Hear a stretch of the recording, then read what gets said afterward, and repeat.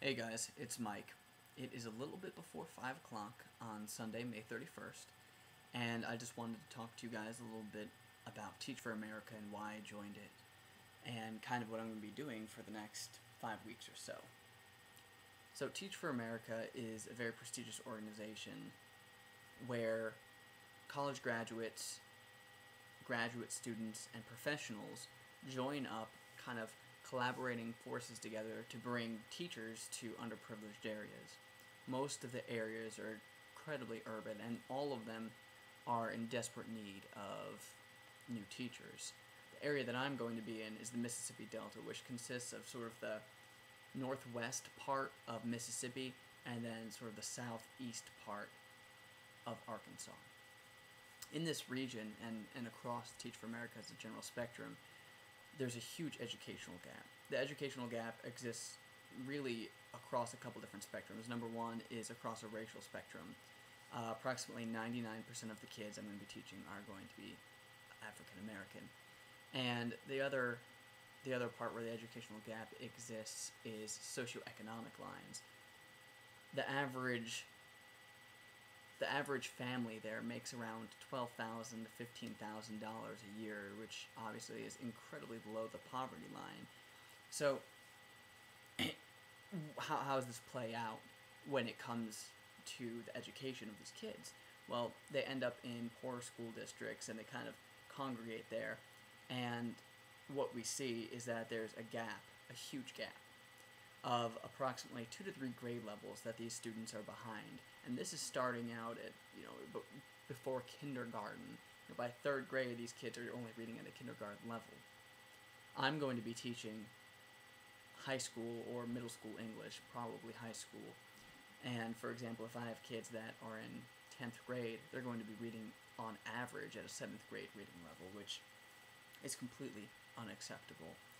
The fact of the matter is that a lot of these minorities, a lot of these places don't have high graduation rates, and it's an incredible injustice to these kids.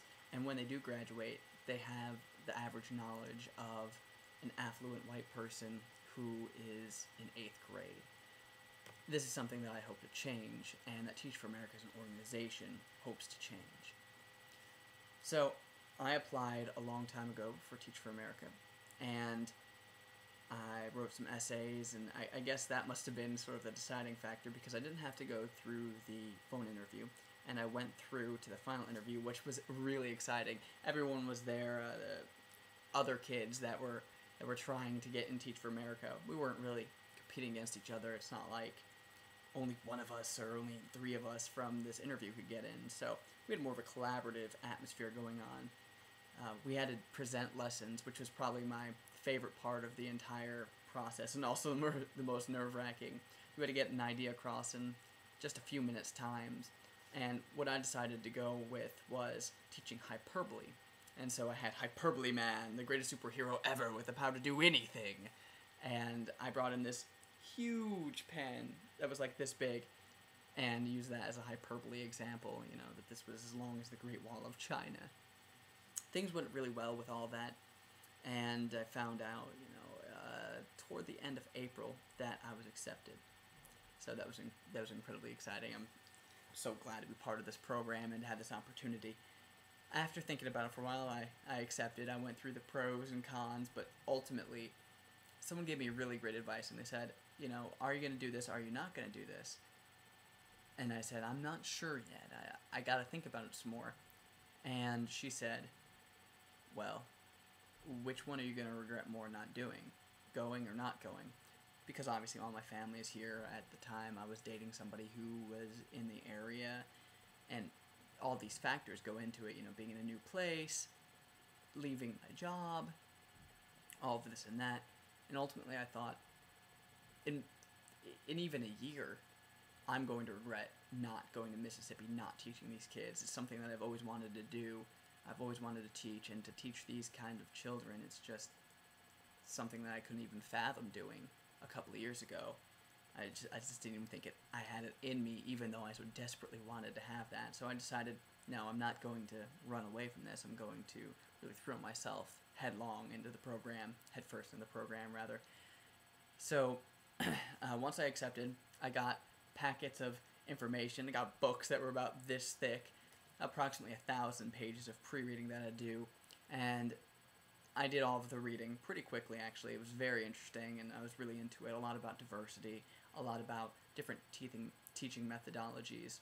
One of the things I'm most concerned about is classroom management, so that's something that I was really trying to hone in on as well, and watching how different teachers did it through some video lessons that we got. After that, I also went in, I did a couple classroom observations. My former teachers at the high school I went to were incredibly generous and gave me some teaching books, some worksheets, some teacher's editions with the actual texts. Again, this outpouring is amazing.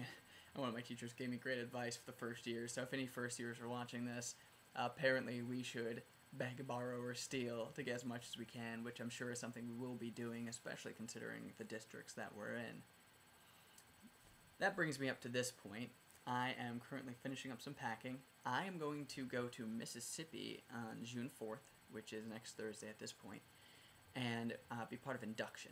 At induction, I'm going to see the Delta region a little bit in Jackson and Cleveland, Mississippi, go to Delta State University, and do a little bit of preparation and an observation. And then I'm going to interview with some school districts there, approximately 2 to 3, each one maybe 20 minutes long or so. And then after that point, we'll have more of an idea where I'll be placed in this huge region of Mississippi and Arkansas. After that, on June 7th, I fly to Houston. Well, actually, I'm riding to Houston with a girl named Jen. So I'm riding to Houston, which should be fun, riding with another Corps member. I'm sure we'll have lots to talk about. And we're going to arrive there and be there for 5 weeks. And we're going to have this intensive training session where we will be learning all this classroom management, how to lesson plan, what's effective to teach, how do you actually do this, how do you teach, how do you get up, and how do you set high goals, how do you really attack this educational gap that is plaguing these schools we're going to be in. In addition, for 4 out of those 5 weeks, I'll be in a group of approximately 3 to 4 other teachers, future teachers, and we will be assigned to a class or a group of students at summer school. And we'll all be taking turns doing lead teaching and writing little reviews of each other.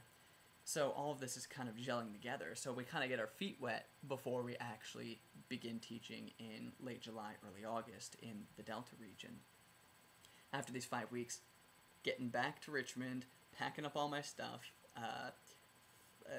booking it to get back to Mississippi and move into a house. I'll probably be rooming with a couple of other Teach for America members, a couple of other Corps members, which I think is really interesting that they call it the Corps. I really appreciate that. I think that it's this service-based unit, and that idea that we're all interlinked like that is something that I appreciate. Anyway, so the Corps members and I will probably find some rooming together. We tend to room in a little bit larger areas of the Delta and then commute to work. So I'll probably be living with 2 to 4 other Corps members in a house that we'll rent. So I'll set some stuff up, and I'm sure I'll give you a lot more information. I'm really excited, and if you have any questions or if you want to talk some more, if you are a Corps member or you're scared just like I am and excited like I am, feel free. And to my family and friends, I'm definitely going to keep you guys my thoughts, and I expect letters and exchanges, and you can expect to hear lots from me. I'm going to try to keep this video series updated at least on a weekly basis if I can. We'll see how that works out at Institute. If you don't see a video in another week or so, then something's keeping me incredibly busy. Alright guys, well, thanks for watching. I know it's been 9.5 minutes of your time, so I appreciate that. And I'll keep you guys in the loop. Alright, bye-bye.